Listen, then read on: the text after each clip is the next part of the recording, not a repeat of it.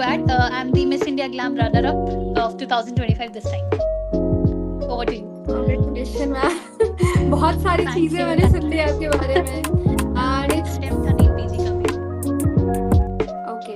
मैं इस चीज पे बस एक चीज अपने ऑडियंस को बोलना चाहूंगी, खासकर नीड एस्पिरेंट्स जो बहुत ज्यादा जजमेंटल होते हैं हम लोगों को लेके कि मेडिकल स्टूडेंट है या आगे आके फ्यूचर में माइंडसेट चेंज करें कि नहीं हम स्टीरियोटाइप ब्रेक कर सकते हैं। एग्जैक्टली मैम, और यही बिल्कुल, रीजन है कि थोड़ा मेरे से सा भी पहले गए थे अब्रॉड। बिल्कुल। मेरा थोड़ा सा ना मतलब ऐसा यूनिक सा चीजें हैं। जब मैं छोटी थी ना उस टाइम पे मेरे दादाजी मेरे को हमेशा बोला करते थे, लेकिन नहीं मैंने एक रील भी डाली है कि मेरे और मैं बच्चों से एग्जैक्टली यही बोलती हूँ कि रियलिटी पूछना है तो उन लोगों से पूछो जो वो जर्नी फेस करके आए हैं। हम खुद बिल्कुल। MBBS sorry just a second, इसके बीच में मैं बहुत सारे स्टूडेंट्स के साथ में ना कांटेक्ट में आई थी जो मतलब कुछ यूनिवर्सिटी से बोल रहे थे कि हमें ट्रांसफर लेना है तो hello everyone, my self doctor Neetu Singh. मैंने 2018-24 के बैच में कजान फेडरल यूनिवर्सिटी रशिया से अपनी पढ़ाई कंप्लीट करी है and currently I am working in एएसएमसी Fatehpur, जो कि यूपी का गवर्नमेंट डिस्ट्रिक्ट हॉस्पिटल है। मैं यहाँ पे डिफरेंट डिफरेंट मेडिकल स्टूडेंट्स के साथ एंड डॉक्टर्स के साथ पॉडकास्ट वीडियो शूट करती हूँ ताकि आपको एक रियल इंसाइट मिल सके regarding their lifestyle and how they are managing their staffs. तो मेरे आज के लाइव स्ट्रीम पे यहाँ पे डॉक्टर रवीना आहूजा है। I want her, please introduce yourself ma'am. Hello everyone, Dr. Ravina Ahuja here. I did my MBBS from Or State Medical University, Kyrgyzstan, and the batch was 2017. I completed my MBBS in 2023, and I cleared my FMGE exam in my first attempt in January 2024. And through merit list of Rajasthan Medical Council, I was allotted Mahatma Gandhi Hospital for my internship. I did my internship there, and post to it, I gave my NEET PG, and now I secured a average rank, but I will get the college this time. And the branch which I required, I'm getting that. And with that, I am managing my office as well. And I'm the director of WCIC Rajasthan office. It's for students, it's helping all the students out there who want to pursue their MBBS from Kyrgyzstan. Yeah, that was the introduction. And one thing last, I want to add, I'm the Miss India Glam runner up of 2025 this time. Over to you. Congratulation ma'am. बहुत सारी Thank चीजें you. मैंने सुन ली आपके बारे में and it's really Thank you. Nice to hear that कि आप जो अपना ब्रांच चाहती थी वो आपको मिल रहा है। इफ यू डोंट माइंड, आपके शेयर करना चाहोगे कि आपका कितना रैंक है एंड आप कहाँ प्लान कर रहे हो पीजी के लिए? ओके मैं आपको बताती हूँ, मैं जयपुर राजस्थान से हूँ और मेरे पेरेंट्स का यही कंसर्न था कि एमबीबीएस बाहर से कर लिया है, अब आपको रहना है तो जयपुर में ही रहना है। और मेरा मतलब पढ़ाने का इंटरेस्ट ना शुरू से ही था। मतलब during my internship I realised कि मैं स्टूडेंट्स को पढ़ाना चाहती हूँ एंड मैं मतलब क्लिनिकल ओरिएंटेशन से थोड़ा सा हटके नॉन क्लिनिकल या पैरा क्लिनिकल की तरफ जाना चाहती हूँ। ऐसा बहुत कम लोग ये चीज़ बोलते हैं, बहुत रेयर सुनने में आता है, बट मेरा प्रेफरेंस वही था। तो इसीलिए मैं अपना पॉइंट ऑफ व्यू रख रही हूँ कि मेरे को नॉन क्लिनिकल ब्रांच चाहिए था ताकि मैं वर्क लाइफ बैलेंस कर सकूँ, मैं मेरा मॉडलिंग कंटेंट क्रिएशन सब चीज़ें मैनेज करूँ। तो मेरा अभी जो रैंक आया है वो 37,000 आया है, जिसके हिसाब से मुझे लगता है कि मुझे जयपुर में नॉन क्लिनिकल ब्रांच मिल जाएगा। तो मैं वो सोच रही हूँ अभी। ये आपका डेफिनेटली फर्स्ट अटेम्प्ट होगा नीट पीजी एग्जाम के लिए भी? यस, फर्स्ट अटेम्प्ट था नीट पीजी का भी। ओके। मैं इस चीज़ पे बस एक चीज़ अपने ऑडियंस को बोलना चाहूँगी, खासकर नीड एस्पिरेंट्स जो बहुत ज़्यादा जजमेंटल होते हैं हम लोगों को लेके कि मेडिकल स्टूडेंट हैं या जो भी डॉक्टर बने हुए हैं या जो भी एमबीबीएस वाले हैं, उन्हें सिर्फ 24 आवर्स पढ़ना चाहिए and if they are doing something else in their life तो इसका मतलब वो डॉक्टर है ही नहीं है, कुछ भी नहीं कर रहे हैं। So she is the real example, live बैठी है हमारे सामने, उनका खुद का मॉडलिंग का, कंटेंट क्रिएशन का, NEET PG, she is doing everything because she know how to do it and बाहर से पढ़ यस के आई है, फर्स्ट अटेम्प्ट में चीजें क्रैक कर रही हैं। तो स्टॉप जजिंग मेडिकोज, जिसको जो करना है वो अपनी लाइफ में कर लेगा, उसको पता है उसको कैसे रास्ता बनाना है। So that yes person knows very well. तो instead of judging exactly us कि हम ये चीज क्यों कर रहे हैं, इट विल बी बेटर अगर आप लोग अपनी नीट की पढ़ाई पे फोकस करोगे तो आप भी हमसे बेटर कुछ कर पाओगे। बिल्कुल। कुछ ना? आई वॉज अबाउट टू से कि मतलब मैंने हमेशा मेरे एमबीबीएस के टाइम पे ना ऐसा ही सुना कि जो बच्चे ये एमबीबीएस वगैरह बाहर से करने जाते हैं ना कि उनको मतलब ये है कि उनका यहाँ पे आके कुछ नहीं होता है, उनसे एफएमजी नहीं निकलता है, they can't crack NEET PG और यहाँ पर वो कुछ नहीं कर सकते। बट मुझे ऐसा लगता है कि अब वो टाइम आ चुका है कि एफएमजीज अब प्रूव करने लग गए हैं कि देखो हम बहुत कुछ कर सकते हैं, हम बहुत सारी चीजों के लिए कैपेबल हैं। एक नीट यूजी की जो स्कोर है वो हमारे फ्यूचर को डिफाइन नहीं कर सकता। तो ये मेरा कहना था। ट्रू मैम, ये फैक्ट वाली बात है। Even I did a lot of things मेरे कॉलेज टाइम पे, अभी भी मैं कर रही हूँ। बट मैं लाइव स्ट्रीम करती हूँ यूट्यूब पे, तो वहां पे बच्चे ऐसे बोलते हैं, अरे आप बाहर से पढ़ कर आए हो, कौन सी बड़ी बात है, पैसे देकर ही तो आपने स्टडी हम्म। करा है। फिर उसके पैसे बाद देकर लोगों का एफएमजी ये तो नहीं होता निकलता है, ना। मैम पैसे देके एमबीबीएस के एग्जाम भी नहीं निकलते हैं, एफएमजी भी नहीं निकलता है, एग्जैक्टली आपका नीट पीजी भी नहीं निकलता है, कुछ भी नहीं निकलता है। एग्जैक्टली मेहनत करनी पड़ती है हर जगह। बट वही है कि लोगों का थोड़ा सा जो है ना माइंडसेट वो चेंज करना पड़ेगा, और वो शायद हो सकता है हम जैसे लोग ही आगे आके फ्यूचर में माइंडसेट चेंज करें कि नहीं हम स्टीरियोटाइप ब्रेक कर सकते हैं। एग्जैक्टली मैम, और यही रीजन है कि मैं अलग अलग लोगों के साथ पॉडकास्ट बना के ये चीजें उन्हें बताना चाह रही हूँ कि ये जो आप लोग एक दिमाग में मेंटालिटी लेके चल रहे हो ना हमें लेके, रियलिटी में ऐसा कुछ एग्जिस्ट करता ही नहीं है। दुनिया बहुत आगे बढ़ रही एग्जैक्टली है, तो आप भी थोड़ा आगे बढ़ो, अपने शेल से बाहर निकलो। लोगों के लिए अभी भी बिल्कुल। अब्रॉड से पढ़ना बहुत नेगेटिव बात मान लेते हैं लोग, अरे अब्रॉड से पढ़ रहे हैं, पैसे देके किया होगा। इनसे अब्रॉड वालों के लिए मैम ये भी बोलते हैं, नीट पीजी वगैरह तो इनसे निकलेगा ही नहीं, कहाँ कौन निकाल रहा है। आप लाइव एग्जांपल हो, मेरे खुद के सीनियर्स ने भी क्रैक करा है, बहुत सारे लोगों ने क्रैक करा है फर्स्ट अटेम्प्ट में, बट लोग मानते आप भी नहीं है। निकालेंगे, आप भी निकालेंगे, मैं एंड पूरा आई मेरे ट्राई माई प्रेयर्स हैं बेस्ट। आपके साथ। Thank you so much ma'am, बिल्कुल। नेक्स्ट ईयर में दूंगी। बिल्कुल, all the very best for your future. मैं यही चाहूंगी कि जितने भी एफएमजीज है ना, जिनको भी किसी ना किसी टाइम पे ये सुनना पड़ा है, वो आज अपनी लाइफ में इतने सक्सेसफुल हो जाए कि सब सोचते रह जाए कि यार क्या से क्या हो गए हम। मतलब वो वाला ट्रू। चीज है। तो आप प्रूफ करके दिखाना, और करोगे आप, मुझे पता है। Thank you so much ma'am. Ma'am आप अपनी जर्नी के बारे में कुछ शेयर करना चाहोगे कि आपने कैसे अब्रॉड का सोचा, क्योंकि बिल्कुल। आप थोड़ा मेरे से सा। भी पहले गए थे अब्रॉड। बिल्कुल। मेरा थोड़ा सा ना मतलब ऐसा यूनिक सा चीजें हैं। जब मैं छोटी थी ना उस टाइम पे मेरे दादाजी मेरे को हमेशा बोला करते थे, मैंने एक रील भी डाली है कि मेरे दादाजी का सपना था जो मैंने फाइनली पूरा किया। मेरे दादाजी हमेशा बोलते थे कि काश मेरे घर में ना मतलब लड़का होता और वो डॉक्टर बनता। ठीक है, ये उनका सपना हुआ करता था कि उनका कोई पोता होगा जो डॉक्टर बनेगा। बट अनफॉर्चुनेटली कोई लड़का नहीं हुआ, एंड मैं इकलौती बेटी थी मम्मी पापा की, और खानदान में सबसे बड़ी थी। तो सब लोगों को ऐसा लगता था कि यार मतलब लड़की है, लड़की तो क्या ही करेगी, शादी करके चली जाएगी। ठीक है, सबका यही माइंडसेट था। तो कहीं ना कहीं मेरे दादाजी हमेशा बोलते थे काश ऐसा होता हमारे घर में एक डॉक्टर होता। ठीक है, तो वो होता वाला जो सीन था ना वो कहीं ना कहीं पिंच करता था मुझे। मेरे केस में क्या हुआ ना कि वो दादाजी हमेशा बोलते थे, तो मैंने क्या सोचा ना कि यार देखो डॉक्टर बनने के लिए क्या चाहिए होता है।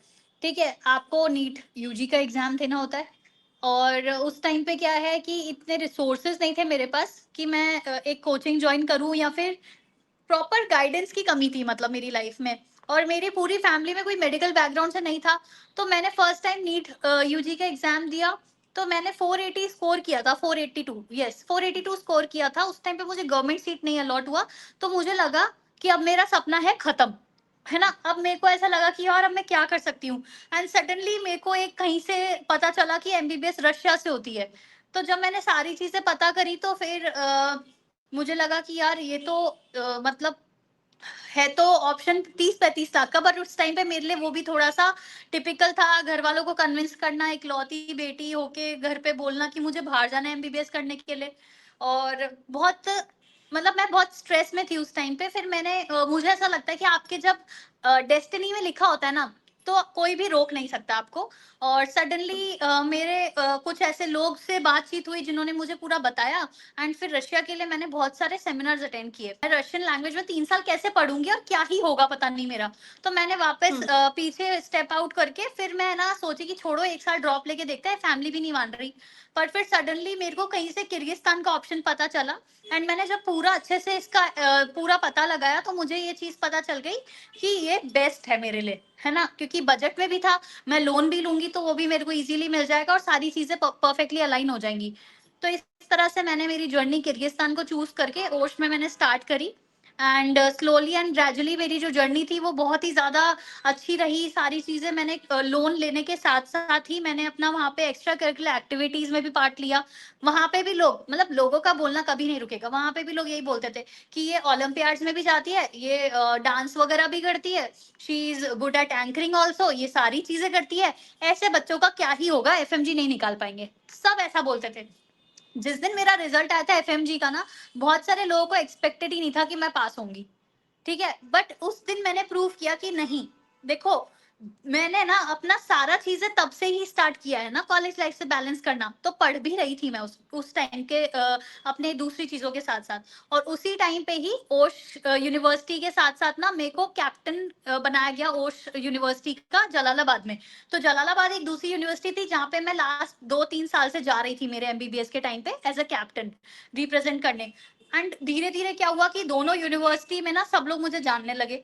ठीक है, तो देखो, कई बार क्या होता है, मैं वही बोल रही हूँ ना कि आपके स्टार्स कहाँ अलाइंड है, कहाँ आपकी डेस्टिनी अलाइंड है, वो आपको पता नहीं होता है। तो मैंने 2 साल 3 साल ना जलालाबाद आना जाना मेरा रह रहा था। ठीक है, तो उस टाइम पे मेरे पास इनविटेशन आया जलालाबाद यूनिवर्सिटी से कि आफ्टर क्लियरिंग माय एफएमजी मुझे वहाँ पे बहुत ज्यादा अच्छे से, मतलब वो किया गया कि कहते हैं ना कि आपको बहुत अच्छे से ग्रैटिट्यूड शो किया गया कि यार, मतलब तब मुझे फील हुआ कि यार I have done something good in my life. ठीक है, एंड धीरे धीरे फिर क्या हुआ कि एक बार बुलाया, फिर जलालाबाद गॉट टैलेंट में मैं एज अ गेस्ट गई।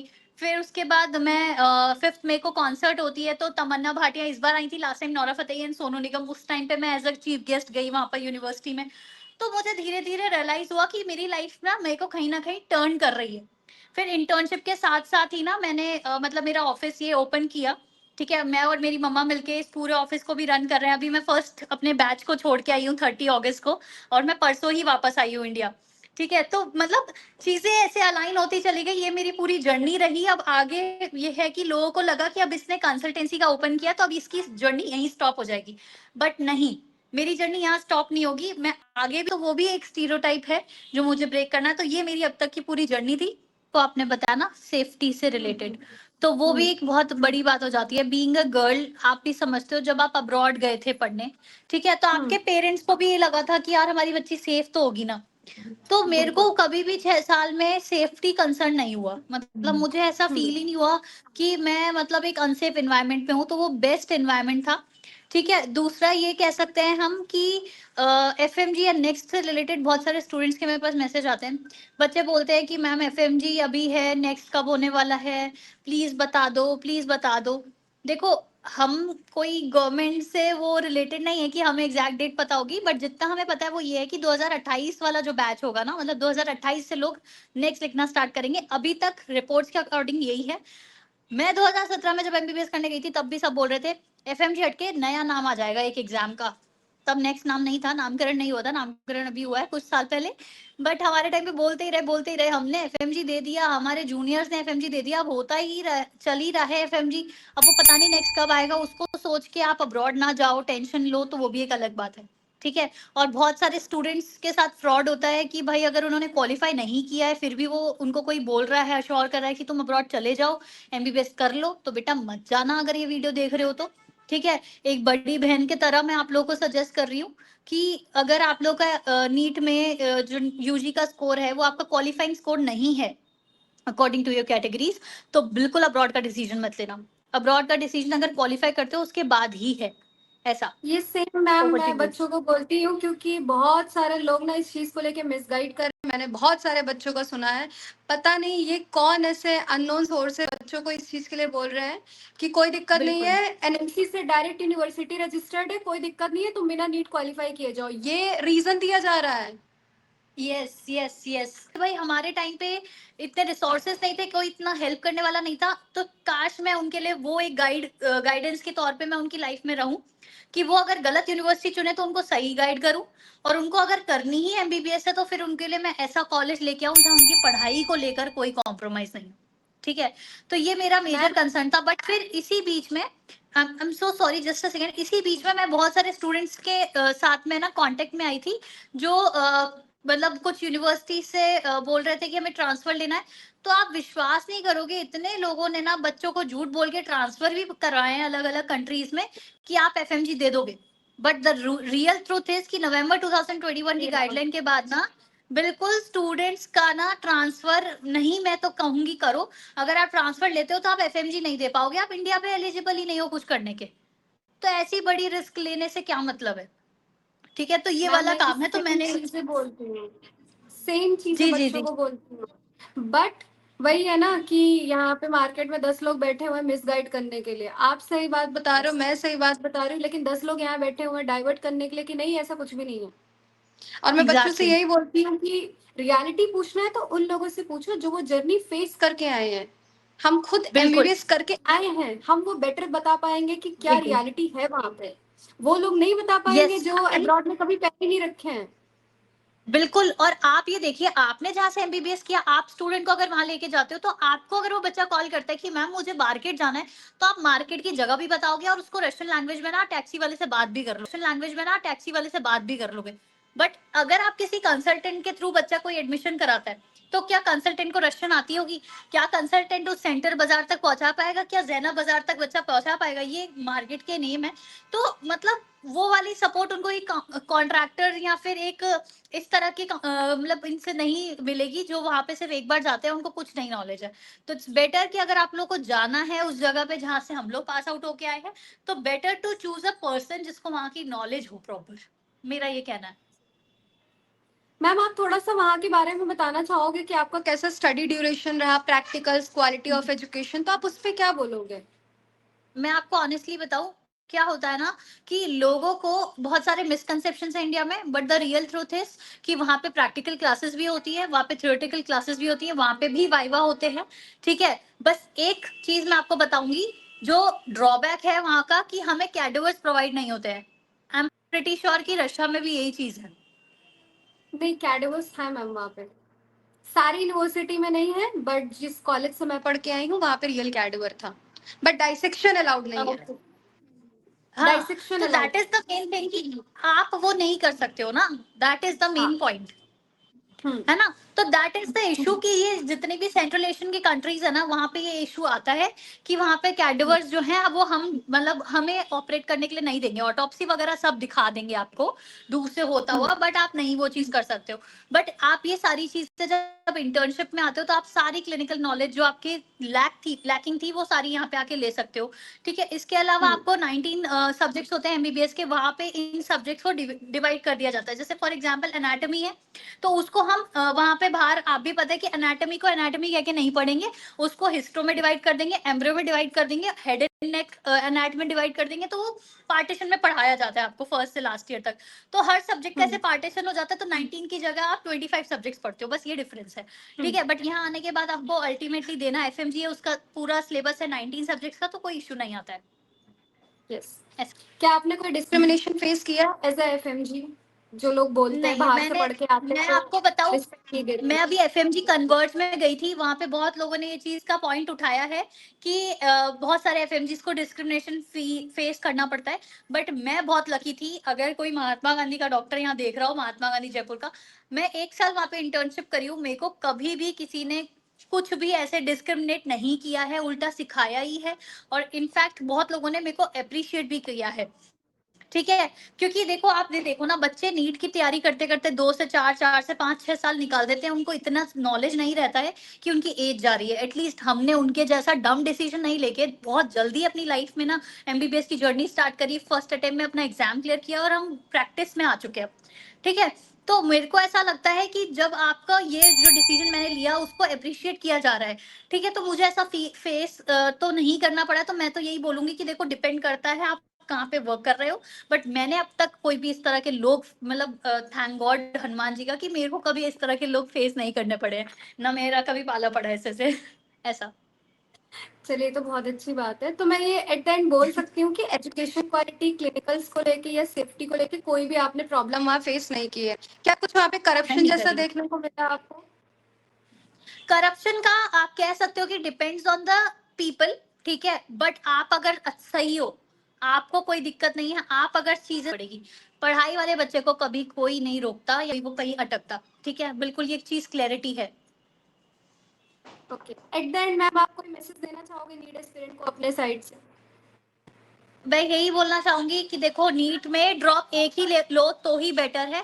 अगर आप सोच रहे हो कि एक से ज्यादा आप ड्रॉप लो, तो मैं बिल्कुल दिल से सजेस्ट नहीं करूंगी एक से ज्यादा आप ड्रॉप लो, ठीक है, क्योंकि ड्रॉप ज्यादा लेने से यही रहता है कि आपकी लाइफ का जो वैल्यूएबल टाइम है वो खत्म होता जाएगा, ठीक है। इट्स बेटर कि अगर आपका मतलब इंडिया में हो जाता है तो वेल एंड गुड, अगर नहीं हो रहा है तो you can opt for private, अगर आपके पास पैसा है तो, अगर नहीं है तो go for the abroad option, मैं तो यही सजेस्ट करूंगी। बाकी दिशा पब्लिकेशंस की books are very very good mock test वगैरह के लिए, तो आप वो यूज कर सकते हो, बहुत बच्चे पूछते हैं। जिस पर्पज से मैंने ये पॉडकास्ट शूट किया है आपके साथ कि बच्चों को हम एक पॉजिटिव मैसेज दे सके, वो बच्चों तक जाए। थैंक यू फॉर बिल्कुल योर बिल्कुल, time and ma'am. Thank you so much for inviting me. Thank you once again, bye bye, take care. Thank you so much ma'am. Please guys like share and subscribe